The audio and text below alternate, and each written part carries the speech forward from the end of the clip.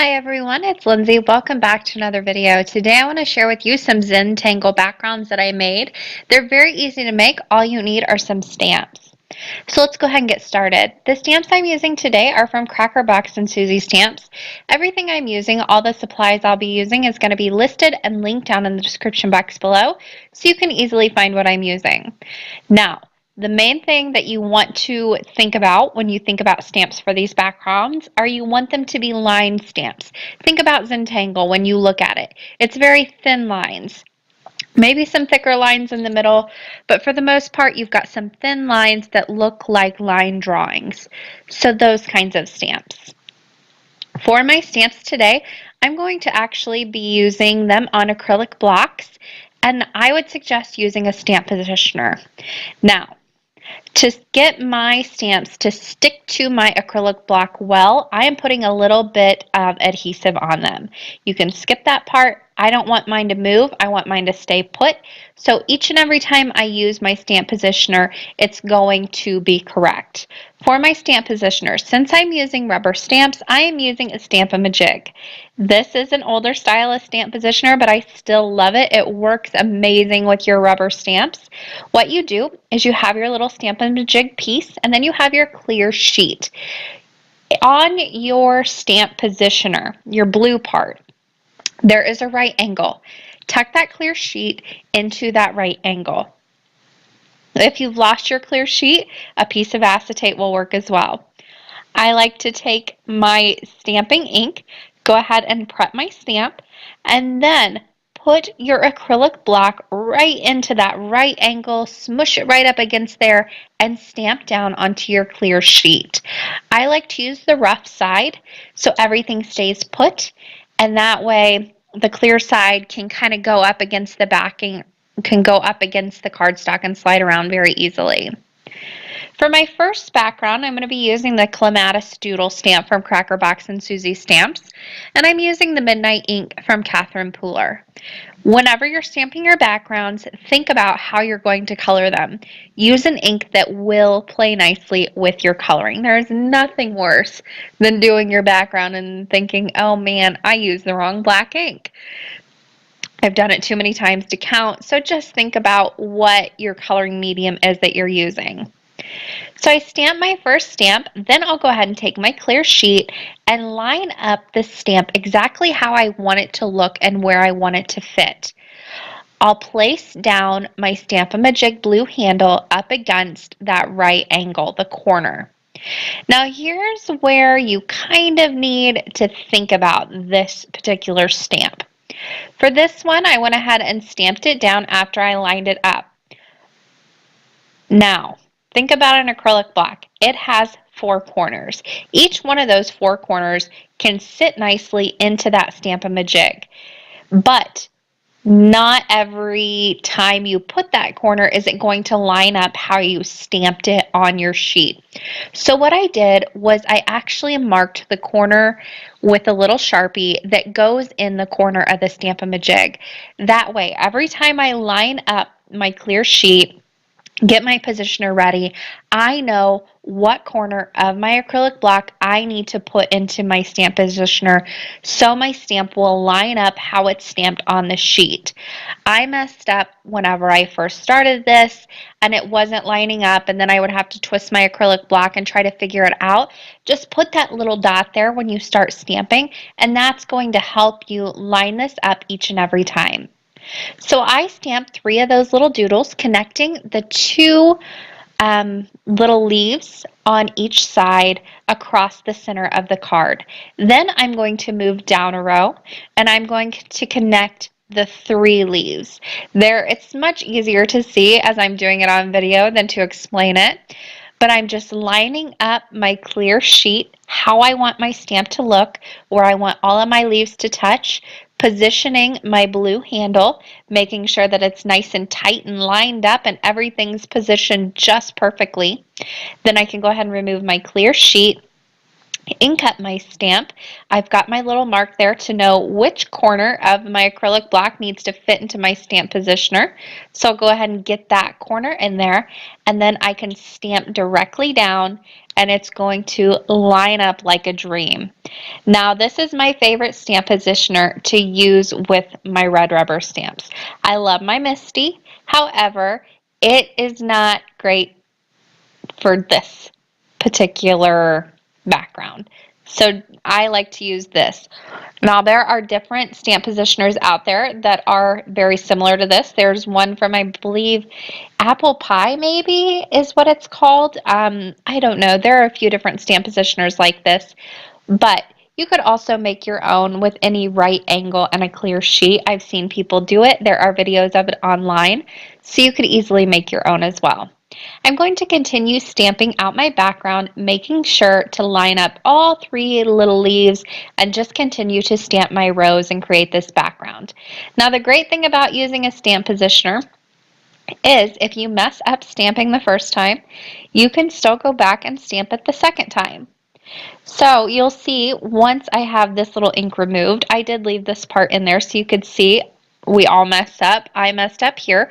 What I actually did was just let the ink dry for just a minute so I didn't smear it around at all. Then I used my sand eraser. If that's not going to get it off, then I bring in my craft knife and scratch away at the surface until the ink is gone. Then I take my sanding eraser and kind of buff it back out, make sure it's nice and smooth until the ink is completely gone. You can also bring a white gel pen over if you have a really stubborn spot. So once I had that removed, it's time to stamp my little flower finally on to finish off that second row there. I lined up my stamp positioner and I'm going to stamp it down.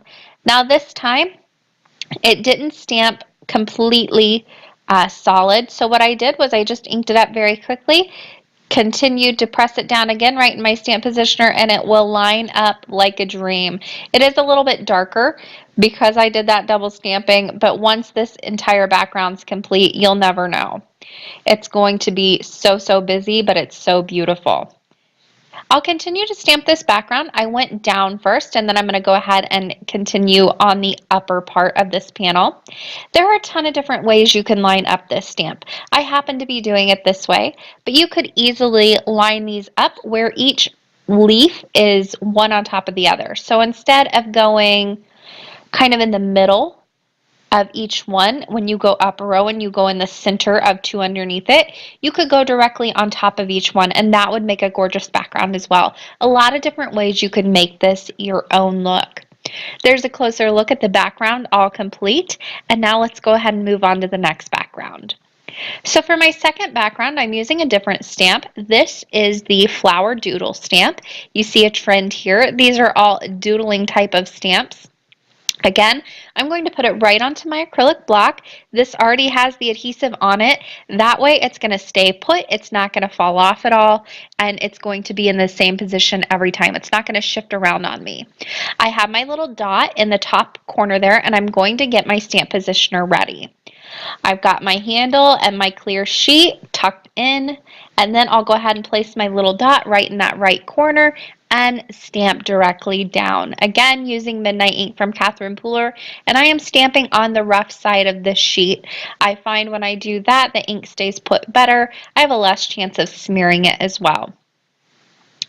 So once that was done, it's time to start stamping my background. Now I played around with the placement of this one a lot. I think I restarted this maybe 4 times before I was happy with my placement of this particular stamp. So for this, I went ahead and the first one, my first background, I just stamped my stamp right in the center. I didn't position it my first one. This one, I did want to go ahead and position my stamp, make sure it was just right, and then I will stamp it down using that Stamp-A-Majig. For this, I wanted 1 flower petal on the top and 2 on the bottom. That way I could go one on top of the other and connect 2 flower petals to the one on top, kind of inlay them into each other so they line up very well. I'll go ahead and ink up my stamp again once I have my positioner ready, and I'll stamp it down. Now this one, once you get going, it's super easy to get it done.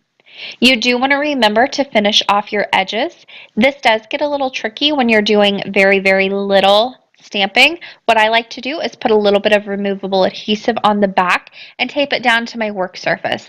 That way my cardstock isn't going to shift. I can bump it, it's not going to move, and everything's going to line up really, really nicely. Once I finish the top of the row, I'll go ahead and move down to the bottom, and I'll line up the top, just one little flower petal, to the bottom to position my stamp positioner, move my clear acrylic sheet out of the way, and go ahead and stamp down my little flower. Now, these would take ages to hand draw. However, I made these two backgrounds in less than 30 minutes with these stamps. And you can use any line drawing stamps you have. Just get creative with it. You can stamp them in different ways too and make different looks, different backgrounds. You could mix a few of them up, maybe use these two together, create tons of different backgrounds. The options on this are endless. Now once I moved on to the right side, I'm going to go ahead and line up to where all the little leaves are connecting. And then again, I'll just continue to move up and down the cardstock until I have this filled up with all the flowers. I did want to keep all the stamping in this video though, so you could see these backgrounds come together. I think it is so neat that just by taking this one stamp, connecting it to each other, you're creating this really fun hand-drawn look, but it's so easy to do. I'll go ahead and continue stamping up the left side now. And again, I'm just going to go ahead and position that. Take my time positioning because once you get so far into these, you really don't want to mess them up. But I'll position my little clear sheet. Once I have that, I'll go ahead and put down my blue handle, make sure it's nice and tight, remove that clear sheet, and then stamp down, making sure I have my little dot in the right corner there. There is a closer look at my second background all done. And now I took these off camera to color. I figured the coloring wasn't as important as the stamping, so I wanted to keep all the stamping in and cut out the coloring. For my first card panel, I used both of them actually. I used memento markers. For this one, I used Rosebud, Tangelo, Pear Tart, Bahama Blue, Dandelion, and Tuxedo Black. I just colored these in very quickly. You don't have to use markers. You could use Copics, watercolors, whatever you want. I just love the look of these very bright markers. Now for my second panel, I actually did a little cutting on it already. And for my memento markers, I only colored in two of the little strips that I cut. I used elderberry, nautical blue, olive grove, cantaloupe, and gray flannel. Now both of these backgrounds are so much fun. However, I find that I do a lot of stamp backgrounds, so I need to find new and creative ways to use them. What I like to do a lot is cut them up. So that's what I'm doing today. I cut this particular panel that I made into 5 different sections, just with my paper trimmer. The two sections, the smallest sections from the center, I'm going every other here, I colored in with my memento markers. Now I'm going to put them down directly onto my card base. This is an A2 side folding card base that I'm using horizontally. This is super simple to put these down and line them up. You just need to put in those pieces temporarily and then you can glue them down and they'll be perfectly aligned.